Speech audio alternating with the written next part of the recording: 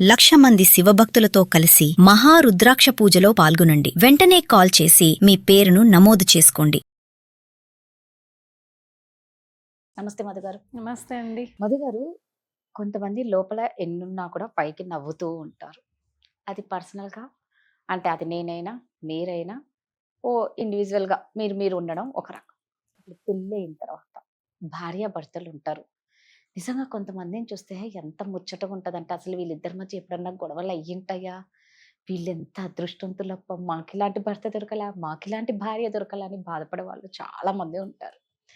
So అంటే మనకు కనిపించే ప్రతిదీ నిజమే ఉంటుందా?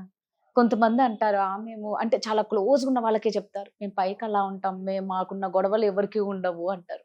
అది ఎలా సాధ్యం? అంటే అంతమంది ముందర మంచిగా ఉండి లోపల అలా ఉంటుందా? 100% ఉండరండి. ఎందుకంటే సమాజం ప్రతి విషయానికి ఇన్ఫ్లుయెన్స్ చేసే సమాజం. సో అందరి ముందర గౌరవంగా ఉండాలి. బాగా వెల్ సెటిల్ ఫ్యామిలీస్ ఉంటాయి. అలాంటి వాళ్ళు కొట్లాడుకోరు అందరి ముందర.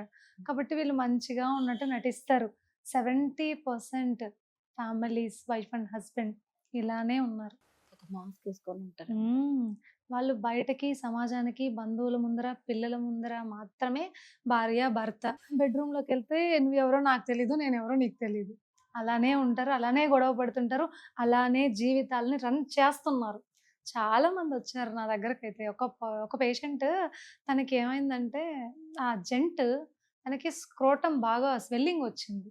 నేను చెప్పాను, "అండి ఇంక మీరు లేట్ చేస్తే కష్టమవుతుంది. ముందెళ్ళి సర్జరీ చేయించుకోవాల్సొస్తుంది. చూపించుకోండి" అని నేను వేరే సార్‌తో మాట్లాడి రికమెండ్ చేసి చెప్పాను. తను ఎళ్లి చూపించుకోలేదు. మళ్ళీ వస్తున్నాడు. "ఒకసారి చూడండి, నాకు పెయిన్‌కి ఇంజెక్షన్ వెయ్యండి" అని ప్రతిసారి. సరే, ఇన్ని సార్లు మీరు వేసుకోవడం ఇంజెక్షన్ కరెక్ట్ కాదు. డిలే అయితే నర్వ్స్ అంతా బ్లాక్ అవుతుంది. సర్జరీ కాంప్లికేషన్ వస్తుంది. మీరు ఫస్ట్ ఎళ్ళండి అని చెప్పాను. తను 2, 3 టైమ్స్ అలానే వస్తున్నాడు, చెప్తున్నాడు కానీ వెళ్ళట్లేదు. నేను ఒకరోజు కూర్చోబెట్టి అడిగా, "అసలేంటి మీకు ప్రాబ్లమ్" అంటే, ఇతను ఎక్కడో ఎప్పుడో మిస్టేక్ చేశాడు. అది వాళ్ళ వైఫ్‌కి డౌట్ వచ్చింది. చేశాడా లేదా అని కూడా తను క్లియర్‌గా చెప్పట్లేదు. వాళ్ళ వైఫ్‌కైతే డౌట్ వచ్చింది. ఎప్పుడు 25 ఇయర్స్ బ్యాక్. అప్పటినుంచి వీళ్ళిద్దరూ సమాజానికి మాత్రమే భార్యాభర్త. వాళ్ళిద్దరూ కలిసి ఉండట్లేదు. సో, ఇప్పుడెళ్ళి నాకు అది సమస్యగా ఉంది అని చెప్పి ఆ అమ్మాయి ముందర తక్కువై తన సపోర్ట్ తీసుకొని హాస్పిటల్‌కెళ్ళడం అతనికి ఇష్టం లేదు. ఇప్పటికి తను స్టిల్ అలానే ఉన్నాడు. సో, అందరికీ మాత్రం వాళ్ళిద్దరూ మంచి కపుల్. పిల్లల్ని బాగా చూసుకున్నారు, మ్యారేజెస్ చేస్తున్నారు, సొసైటీలో బాగున్నారు గొప్పగా, అన్నీ ఉన్నాయి. కానీ ఈవెన్ తనకున్న కష్టమైన పరిస్థితిని కూడా భార్య ముందు ఎక్స్‌ప్రెస్ చేయడానికి ఆయన సిద్ధంగా లేరు. చెప్పినా తీసుకోవడానికి ఆమె సిద్ధంగా లేదు. ఇన్ని ఇయర్స్‌గా వాళ్ళు దూరంగానే ఉన్నారు. ఇంకేముంది లైఫ్, మీరు మ్యారేజ్ చేసుకుంది ఒక 25 ఇయర్స్, 30 ఇయర్స్‌కి ఉంటది. ఇప్పుడు తనకొక 55 ఇయర్స్. ఇంక మీరేం కలిసున్నారు? జస్ట్ పిల్లల్ని కన్న తర్వాత వాళ్ళిద్దరు దూరం అయిపోయారు. లైఫ్ అయిపోయింది. ఈగోకెళ్ళడం అంటే ఇంతకంటే పనికిమాలిన పని ఇంకేమన్నా ఉంటదా? మరి ఎలా ఇది?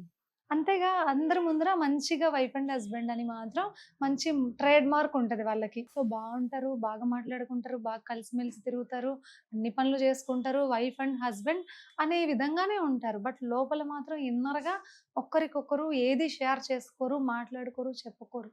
అలాంటి ఫ్యామిలీస్ చాలా ఉన్నాయి ఇప్పుడు. చాలా. మరి వీళ్ళు ఇలా ఉంటే ఆ ఇంట్లో ఉన్న పిల్లల పరిస్థితి ఏంటి? వాళ్ళు చాలా ట్రామాకు గురవుతారు గదండీ! తల్లిదండ్రులు కలిసిమెలిసి హ్యాపీగా ఉంటే పిల్లలు చూస్తూ సంతోషంగా పెరుగుతారు. అలా కాకుండా వీళ్ళు ఒకరు ఆ ఫేస్, ఒకరు ఈ ఫేస్ పెట్టేసుకొని వీళ్ళు గొడవలు పడుతూ ఉంటే పిల్లలు ఎవరిని కాదనుకోవాలి, ఎవరిని కావాలనుకోవాలి? వాళ్ళెంత నరకం అనుభవిస్తారు కదా! అసలు ప్రాబ్లమ్ ఏంటి అంటే మీలో మీరున్న ఇంకొక భార్యకి చెప్పుకోవాలన్నా, భర్తకు చెప్పుకోవాలన్నా అంత సివియర్ ప్రాబ్లమ్ కూడా చెప్పుకోలేకపోతే చెప్పలేదు అతను ఇంతవరకు ఇంకా. కలిసి ఉండి ఏం లాభము అని అంటున్నా. సమాజం కోసం బట్ పెయిన్ అంతా ఎలా తీసుకుంటారు ఇంకా? తీసుకుంటా, ఇంజెక్షన్స్ వేసుకుంటా. ఎప్పుడో ఆ సిట్యుయేషన్ వస్తే అప్పుడు చూద్దాం. నేను చెప్పను. చావనైనా చూస్తాం గానీ, ఈగో మాత్రం పక్కన పెట్టం అన్నట్టు ఉన్నారు మనుషులు. ఏం చేస్తాం ఇంక అలాంటప్పుడు? మరి ఇలాంటి వాళ్ళు మారాలి. వాళ్ళ మైండ్ సెట్ మారాలి అంటే ఎలా? కౌన్సెలింగ్ తీసుకోవాలి. 1, 2 సార్లు కౌన్సెలింగ్ తీసుకొని, మాట్లాడి, ఆమెను కూడా తీసుకొస్తే అట్‌లీస్ట్ మనం చెప్తాం. తను తీసుకురాడంట, తనకు తెలియకూడదంట, తను ఇలానే ఉండాలంట. ఇంకెలా అవుతుంది కదా! నువ్వు చెప్పలేనప్పుడు చెప్పగలిగే ఒక పర్సన్ దగ్గరికి తీసుకొస్తే ఐ విల్ సపోర్ట్ యూ. అలా కూడా కాకుండా తనని తీసుకురాకూడదు, ఈయన చెప్పకూడదు, ఈయనకు ప్రాబ్లమ్ మాయమైపోవాలి. నాకేమన్నా మ్యాజిక్‌గా వచ్చు కదా! నాకొచ్చింది సైన్సే కాబట్టి నేనేం చేయలేనండి. మీరు చెప్పాలి, లేదా తనని తీసుకురావాలి. అనే మాట నేను చెప్పాను. బట్ ఇప్పటికి కూడా అతను అలానే ఉన్నారు. అతను ఒక్కడే కాదు, చాలా ప్రాబ్లమ్స్ ఇలా ఉన్న వాళ్ళందరూ అలానే ఉన్నారు. వైఫ్ అండ్ హస్బెండ్ చాలా మంది. ఇంకా అలా తెలిసినప్పటి నుంచి అతన్ని బయట పడుకోబెట్టేసేయడం. ఆ! అతను బయటే ఉండిపోవాలి. ఇంకొక పర్సన్ కూడా నాకు తెలిసి అతను 30 ఇయర్స్ నుంచి బయటే పడుకుంటున్నాడు. ఇంట్లోకి వెళ్ళే అవసరమే లేదు, పనే లేదు ఇంకా. అందరికీ వైఫ్ అండ్ హస్బెండ్ అంతే. అతను బయటే ఉంటాడు. అమౌంట్ మాత్రం తెచ్చిస్తే వాళ్ళు ఫ్యామిలీ రన్ చేస్తాడు అంతే. ఒక్కసారి అమ్మాయిల మనసులో అట్లా పడిపోతే వాళ్ళు జీవితాంతం అట్లా ఉండిపోగలరు. ఎందుకంటే ఇక్కడ ఒక సైంటిఫిక్ లాజిక్ కూడా ఉందండి. వుమెన్‌లో 30+ తర్వాత వాళ్ళకి లో లిబిడో అని ఒకటి స్టార్ట్ అవుతది. సో, హ్మ్. వాళ్ళకి ఏ ఫీలింగ్స్ ఉండవు. హ్మ్. ఎమోషనల్‌గా వాళ్ళు కనెక్ట్ అయ్యి ఉంటారు గానీ, హ్మ్. సెక్షువల్ ఫీలింగ్స్ ఉండవు భర్త మీద. So, they can handle. వాళ్ళు ఉండిపోతారు ఎన్ని ఇయర్స్ అయినా. వాళ్ళకి లోపల ప్రాబ్లమ్ ఉందని వాళ్ళకి తెలిస్తే కదా! నాకు అతని మీద కోపం అందువల్ల నేను ఉన్నానని వాళ్ళు అనుకుంటున్నారు. ఓకే.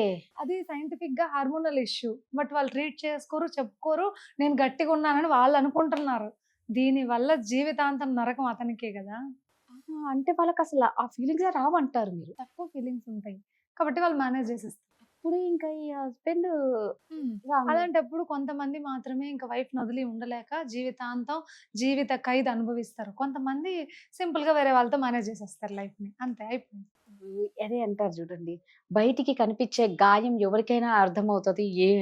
లోపలున్న గాయం కనిపించంది. ఎవరికి ఏం చెప్పినా అర్థం కాదు. చాలా మందండి పైకి బాగా సంపాదిస్తూ, బాగా రన్ చేసిన ఫ్యామిలీస్ లోపల మొత్తం మేడిపండులాగా ఉంటుంది విషయం.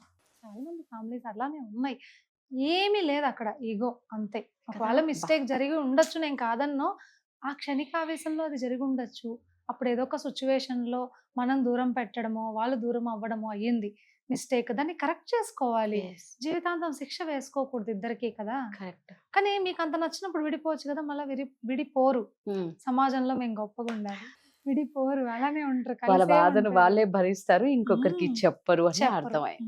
కానీ ఇది మీరన్నట్టు వాళ్ళకే ప్రాబ్లమ్. పక్కనెవ్వరికి 100% కాదు. కానీ అండి. వాళ్ళకి ప్రాబ్లమ్ చాలా. చాలా ప్రాబ్లమ్. ఇప్పుడు భార్యాభర్తలు షేర్ చేసుకోవడానికే యెస్. కదా మనకి కుటుంబ అంతే వ్యవస్థ కదా! ఉన్నది. అవును. అది షేర్ చేసుకున్నప్పుడు మీ లోపల మీకే correct. Emotional burnout, stress, right. Anxiety, yes. Fear అన్నీ ఎక్కువైపోతాయి. సో, వాళ్ళకి ఇంకా ఎక్కువ హ్మ్. హెల్త్ ప్రాబ్లమ్స్ వస్తాయి. కరెక్ట్. మీరెంత కలిసి దగ్గరగా యెస్. ఉంటారో, మంచి సంసార జీవితం బావుంటుందో, హ్మ్. హెల్త్ ప్రాబ్లమ్స్ చాలా తగ్గుతాయి కదా! రైట్. కరెక్ట్. సైంటిఫిక్‌గా, సైకలాజికల్ రీజన్ అదే. బట్ చాలా మంది అది హ్మ్. పట్టించుకోరు. అదేదో బూతు వస్తువు, బూతు పదం అన్నట్టు చూస్తారు. వైఫ్ అండ్ హస్బెండ్ బూత్ ఏం కాదు. వాళ్ళు ఎంత బాగా కలిసుంటే అంత లైఫ్ హెల్తీగా లీడ్ చేస్తారు. కదా! అలా యెస్. లేరిప్పుడు ఎవరు. ఏదో సమాజం కోసం, సొసైటీ కోసం మాత్రమే భార్యాభర్తలుగా జీవిస్తున్నారు జీవితాన్ని. చాలా చక్కగా చెప్పారు. Thank you. Thank you.